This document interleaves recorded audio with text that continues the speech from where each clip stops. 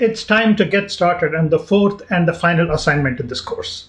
I have designed this assignment to be a consolidation of everything that you have learned in this course. So this assignment will involve routing using the Express router. It'll involve the design of schemas and the model for our MongoDB and Mongoose.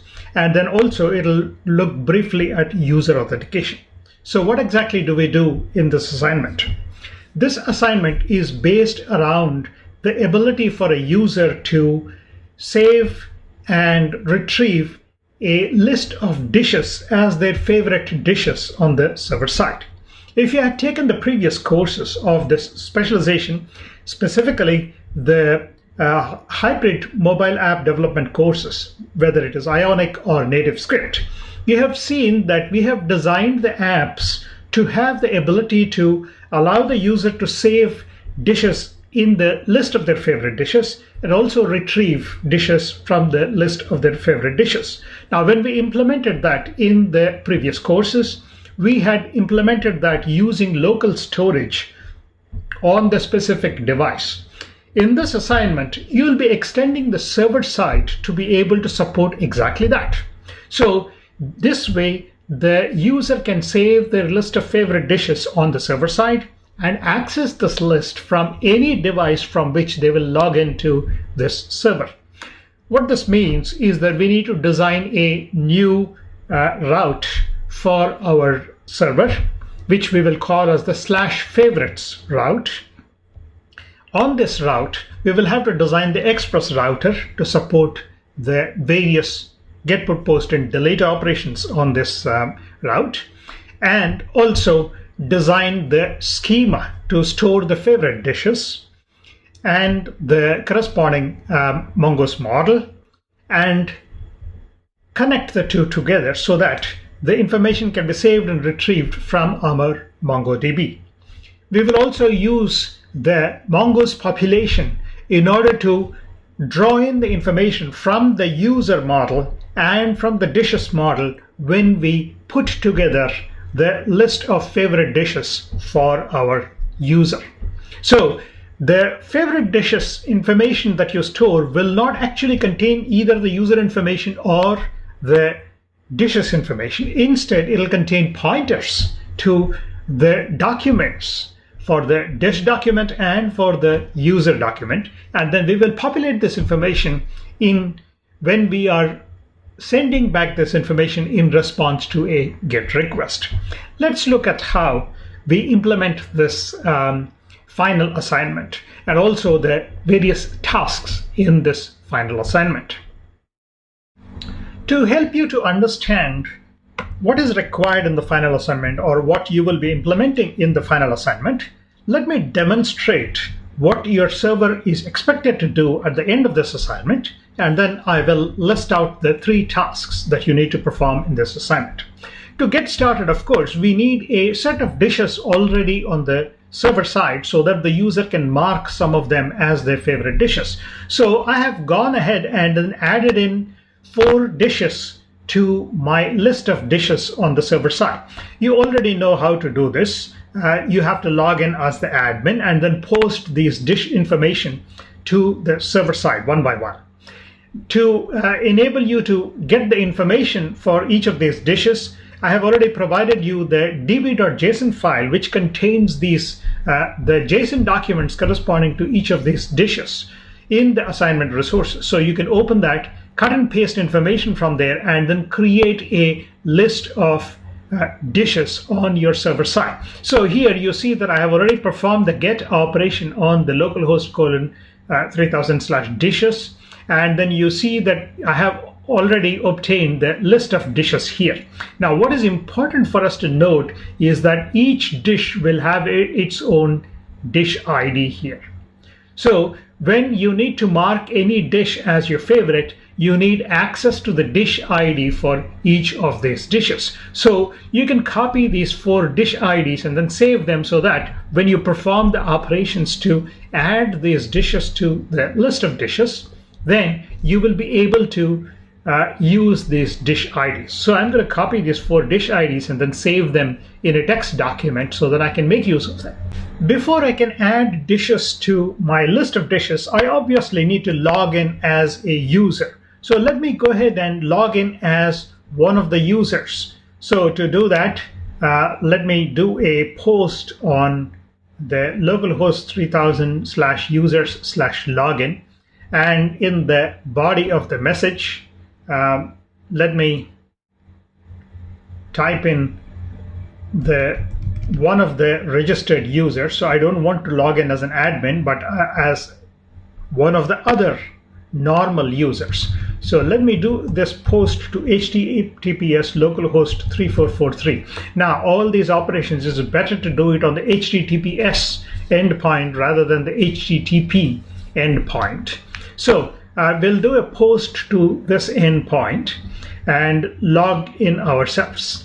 And in response, you should be able to get hold of the JSON Web Token. So let's make a copy of this JSON Web Token because we would need this in order to perform any of the operations to add dishes to our list of favorites. So let me copy this token and save it in my text document. Now, how do I add a dish to my list of favorites? So to do that, the first step is that we have to access the /favorites endpoint. And if you want to add a specific dish to the list of favorites, we just say /favorites and then add the dish ID into the URL here. So let me paste in a dish ID which I want to add to my list of favorites. So here I have pasted in my dish ID to the list of favorites. The body of this post message will not contain anything because everything that I need is already in the URL. And for the header, of course, I need to set up the authorization header. And in the authorization header, I need the token. So let me copy the token here. And then in the authorization header, let's say bearer, and paste in the authorization header.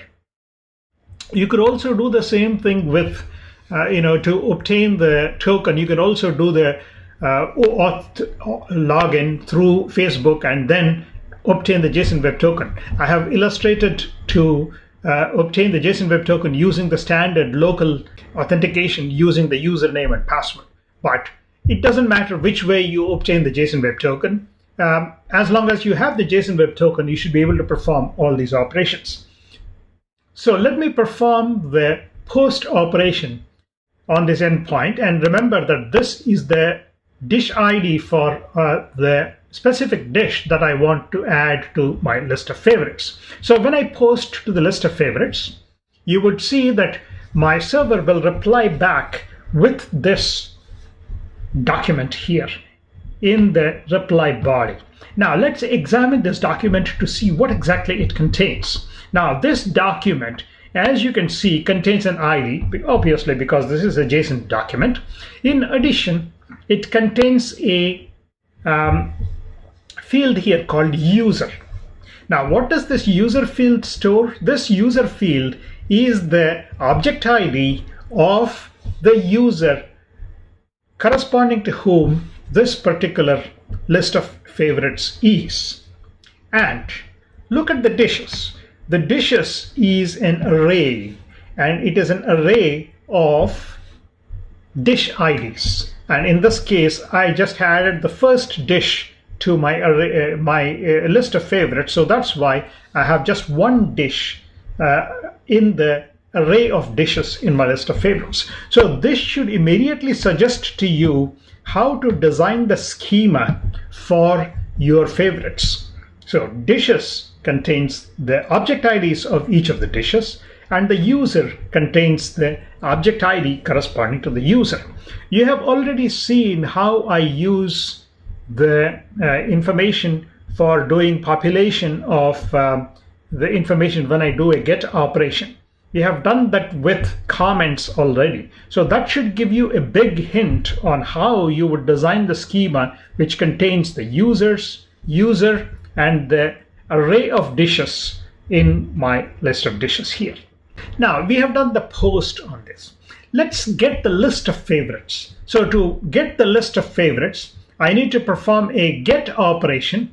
Now for the get operation, I obviously need to also have the authorization information here, because you want a user to be able to retrieve only their list of favorites, and no other user can retrieve the list of favorites for a different user. So this is very important. So this suggests to you that you need to verify the user's authenticity even for the get operation. Now, how does the post operation automatically get this object ID corresponding to the user?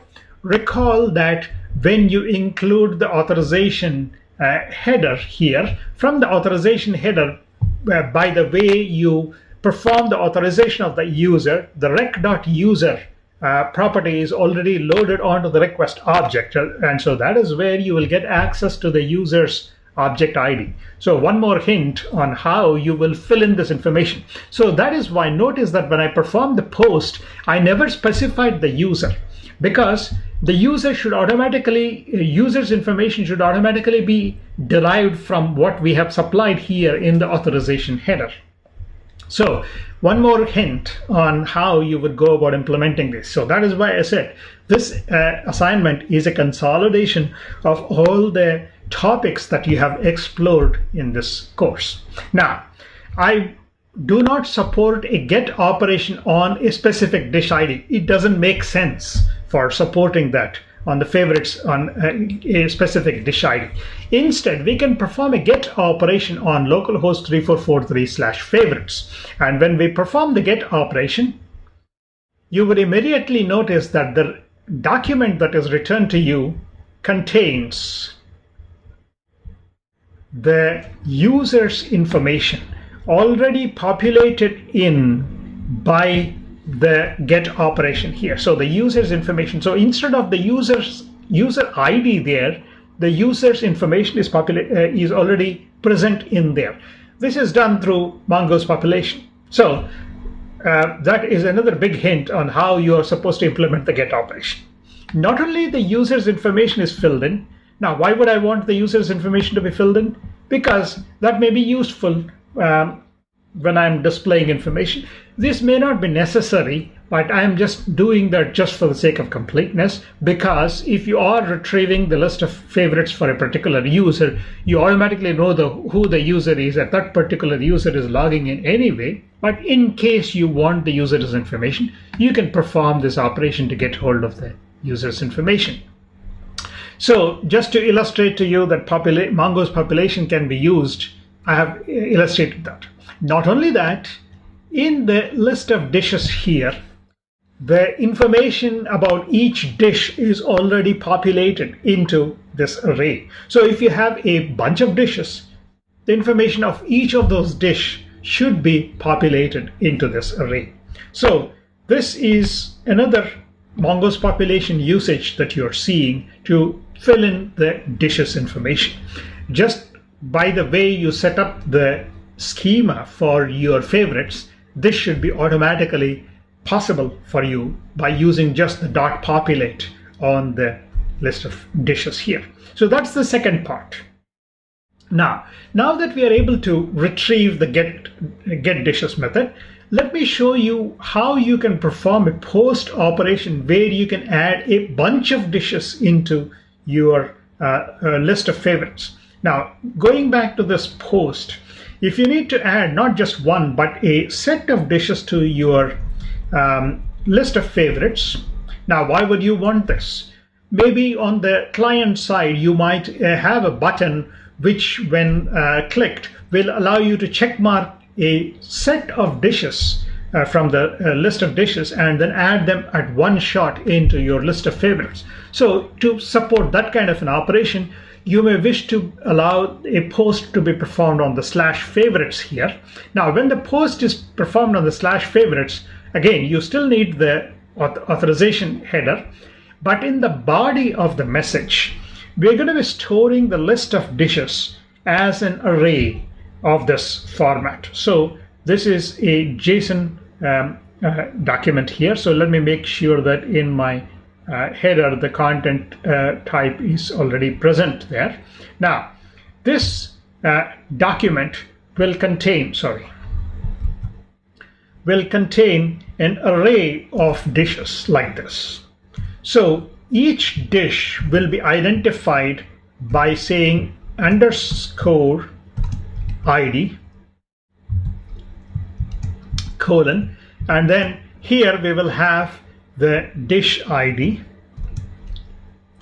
and so this would be nothing but an array of dishes. So let me add 2 dishes to my list of favorites here just to illustrate the point. So let me paste in the IDs for a couple of dishes into this. So when you perform a post on localhost 3443/favorites, this is how you compose the body of the post message here. So each dish that you want to add will be included in this format here. Now, when you include them in this format and then post to the server side, the server in return will send back the updated list of favorites for you. So when you receive the updated list of favorites from the server side, you see that the user's information is already there, but notice how the favorite dishes are stored in this array of dish object IDs. So the first one we had already added in the previous operation. So the remaining 2 we just added to the list of our favorites. So those 2 object IDs are also added into my dishes array in my favorites document here. So there you go. So that is how you're supposed to perform the favorites post on the endpoint like this. Now, let's again perform a get operation on the favorites just to see what the get operation fetches for us. So when we perform the get operation, you will immediately notice that in the return document, you contain, in the return favorites document, you have the user's information there. And then down below here, the dishes is nothing but an array of JSON documents here, each one corresponding to the dish. Now, this is automatically taken care of by the Mongo's populate that we have done on the server side. So all this information should be automatically populated on the server side. So that is how your post operations on the 2 endpoints work. Now, let me show you how you would perform a delete operation. Now, to delete a specific dish, so let me perform a delete operation on a specific endpoint. So we will go back to this endpoint, and then let me just copy one of these, and then I will delete one of the dishes. So to perform the delete operation on one of the dishes, of course, as you see, we don't need the body here, and we don't need the content here. All that we need to do is to perform a delete operation on this endpoint. So here you see that I'm doing localhost 3443 favorites / and then the dish ID. And then let me post this. So when I delete a specific dish from my list of favorites, you immediately notice that my updated list of favorites is sent back to the client side by the server. So you have the user here, but note that in the dishes array, I only have 2 dishes now. The one that I have just deleted is gone from the list of dishes. So if you perform a get now, your dishes array will contain only 2 dishes in there. Now, suppose I perform a delete on the favorites here. So if I perform a delete on the favorites endpoint itself directly, then what it is going to do is to delete all my favorites and also delete my favorites document completely from the server side. So let me perform that delete operation on the server side, and then it'll return the fact that it has deleted this particular document. So it just returns this document anyway. But now if I perform a get operation on my list of favorites, I will retrieve a null there, meaning that I don't have this document on the server side. So the favorites document is completely gone when I perform a delete operation on localhost :3443/favorites.